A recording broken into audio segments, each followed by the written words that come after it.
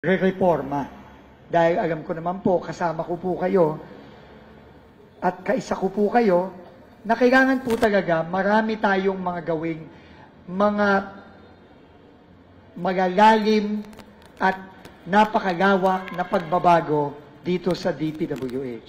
At yung pong mga reformang yan ay uumpisahan na nating i-roll out at i-anunsyo sa ating mga kababayan para naman po malaman ng mga kababayan natin na tayo dito, hindi lang tayo puro salita.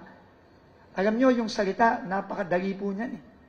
Napakadali ko po, lalo na itong mga kasamahan natin sa media na nandito sa harap ngayon. Ang salita, madali po yan.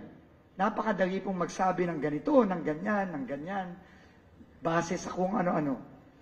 Pero, tayo pong lahat, hindi lang ako, hindi lang ang Pangulo, pero tayong lahat dito sa DPWH, sa mga susunod na linggo, sa masusunod na buwan, huhusgahan tayo hindi dahil sa ating sinasabi, kundi dahil sa ating ginagawa.